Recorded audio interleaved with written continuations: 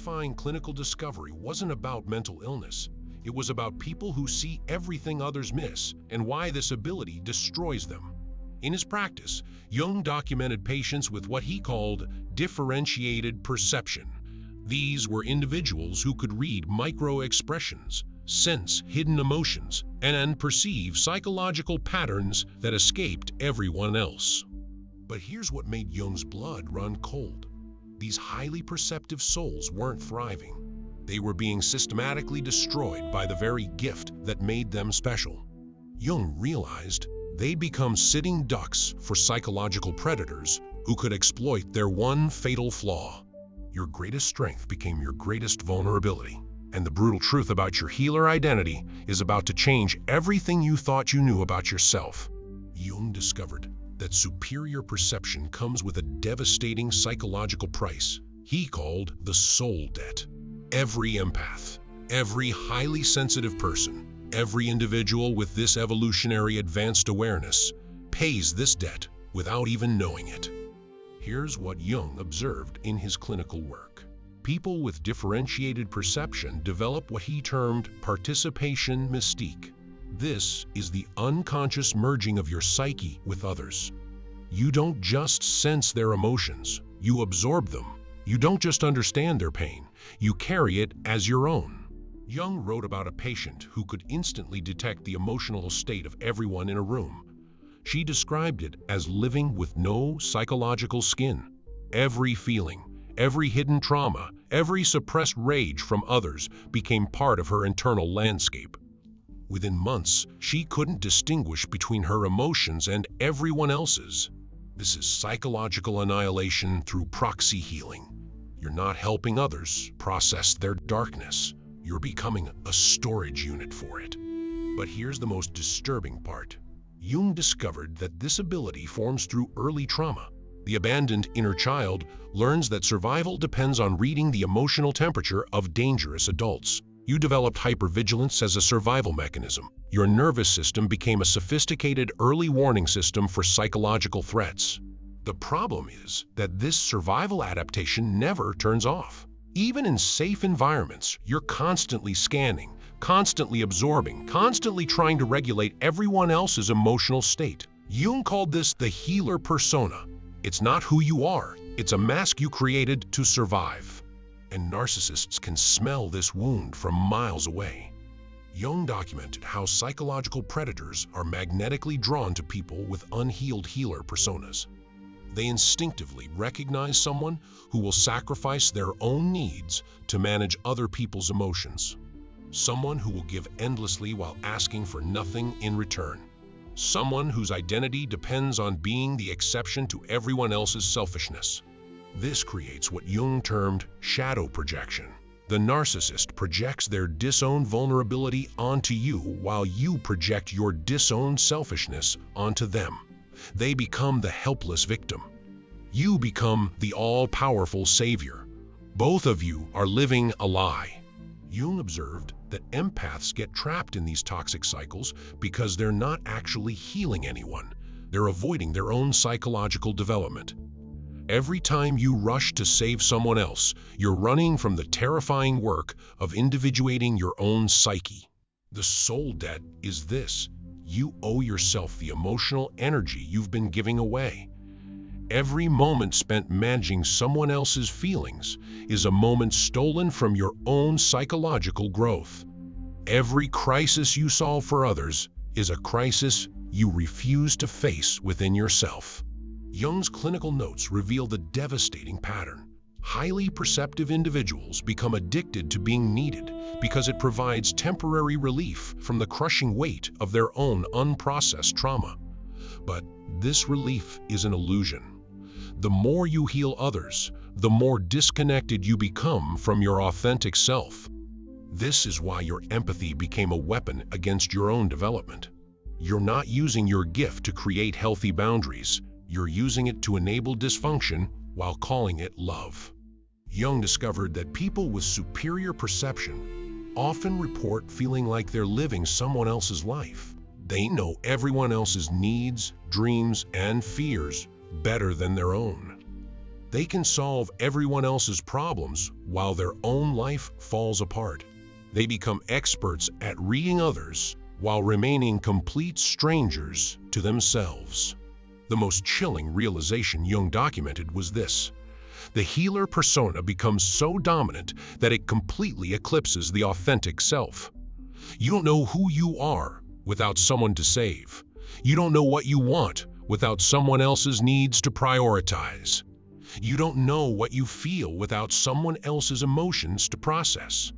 This is the soul debt of superior perception. You traded your authentic self for the illusion of being indispensable to others.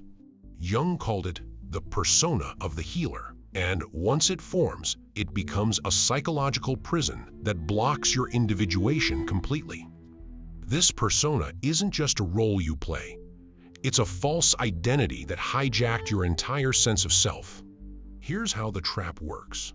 Jung observed that people with superior perception develop an unconscious need to be the exception to everyone else's failure. You look around and see broken relationships, failed recoveries, abandoned dreams. Then you tell yourself the lie that destroys everything: I'll be different. I'll be the one who doesn't give up on them. This isn't compassion. This is psychological arrogance disguised as love. Jung documented how this need to be exceptional creates what he called the savior complex. You don't just want to help people. You need to be the person who succeeds where everyone else failed. You need to be irreplaceable. You need to be the one they can't live without. But here's what Jung realized made this pattern so insidious. The healer persona feeds on other people's dysfunction. Without broken people to fix, you have no identity. Without crisis to manage, you have no purpose. Without someone else's pain to absorb, you have no sense of worth. Jung wrote about a patient who couldn't end relationships with toxic individuals because doing so would mean admitting she wasn't special enough to heal them. She'd rather endure psychological abuse than face the terrifying possibility that she was ordinary, that she couldn't save everyone, that some people don't want to be saved. This is the soul debt in action. You're constantly seeking validation through fixing others because you're terrified of discovering who you are when you're not needed. The healer identity becomes a drug that numbs the pain of your own unprocessed trauma while giving you the illusion of purpose. Jung discovered that empaths become addicted to the feeling of being essential to someone else's survival. Every time someone says, "I don't know what I'd do without you," it feeds the persona. Every time someone calls you in crisis, it reinforces the false belief that your worth depends on your utility to others. But this addiction comes with a devastating cost. Jung observed that the more you invest in being indispensable to others, the more you become dispensable to yourself. Your own dreams get postponed indefinitely. Your own needs become invisible. Your own psychological development stops completely. The persona trap operates through what Jung called unconscious inflation. You start believing you're more powerful than you actually are. You think you can heal trauma that took decades to form. You think you can love someone into mental health. You think your empathy can overcome their pathology. This inflation blinds you to a terrifying reality. Jung's clinical notes reveal that people who refuse to be healed will unconsciously sabotage every attempt you make to help them. They'll create new crises to keep you engaged. They'll have breakthrough moments followed by dramatic relapses. They'll become more dependent on your emotional labor, not less. You're not healing anyone. You're enabling their dysfunction while calling it transformation. Jung realized that empaths get trapped in these cycles because they're using other people's problems to avoid facing their own psychological shadow. Every moment spent analyzing someone else's behavior is a moment you don't have to examine your own patterns. Every crisis you solve for others is a crisis you don't have to resolve within yourself. The most devastating discovery Jung made was this: the healer persona becomes so convincing that you start believing your own performance. You actually think you're this selfless, giving person who just wants to help others. You don't realize you're using their pain as a drug to avoid your own. This is why you can't stop saving others. It's not because you're too compassionate. It's because you're terrified of discovering who you are when the performance ends. You've been living someone else's life for so long that your authentic self became a complete stranger. The persona trap keeps you locked in psychological adolescence, forever seeking external validation while your true self withers away in the shadows. Jung's individuation process demands the most brutal sacrifice imaginable for people like you. You must psychologically erase your need to be needed. You must kill the healer persona completely. You must destroy the false identity that's been running your life. This isn't about setting better boundaries. This isn't about self-care routines. This is about the complete death of who you think you are. Jung wrote about what he called the transcendent function. This is the psychological mechanism that allows you to integrate opposing forces within your psyche. But before integration can happen, the false persona must die. There's no gentle transition. There's no gradual adjustment. The healer identity must be annihilated. Here's what this sacrifice actually looks like.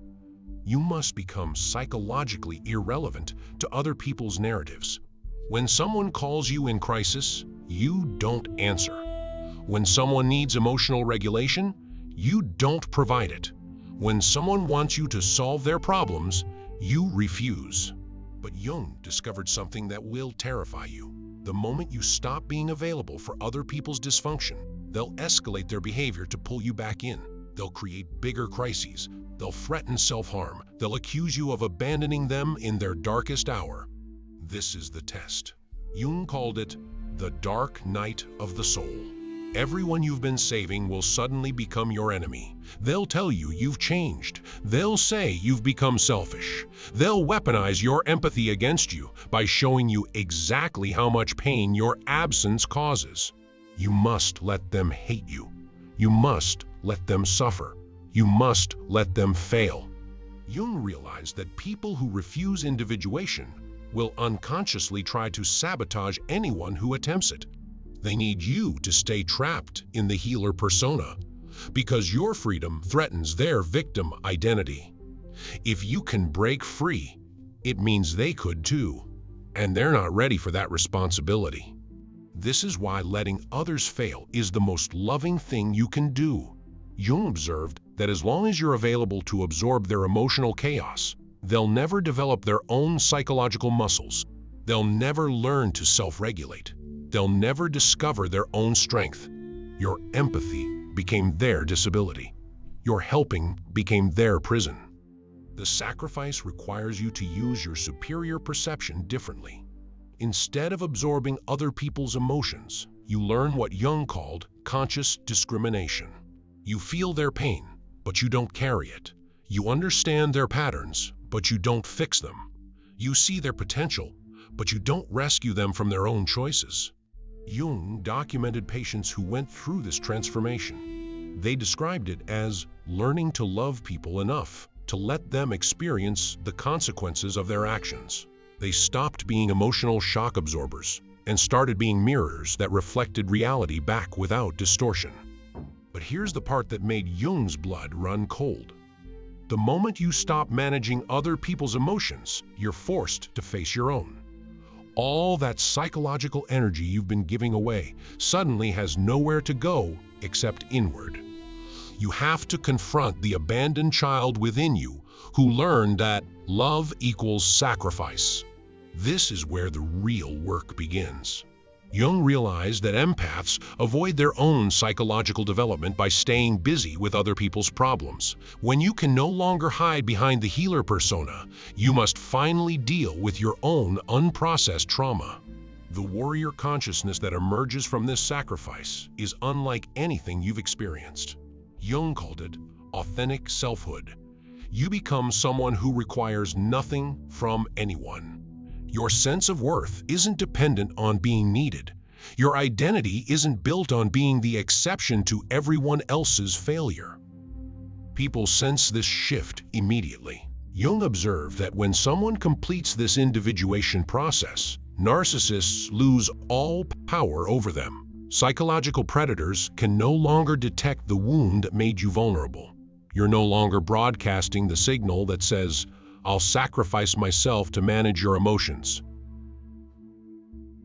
The most shocking discovery Jung made was this: when you stop trying to heal everyone, the people who are genuinely ready for growth will find their own way to healing. When you stop being available for dysfunction, functional people will naturally gravitate toward you. You discover that real love doesn't require you to disappear. Authentic relationships don't demand your psychological annihilation. Healthy people don't need you to manage their emotional state.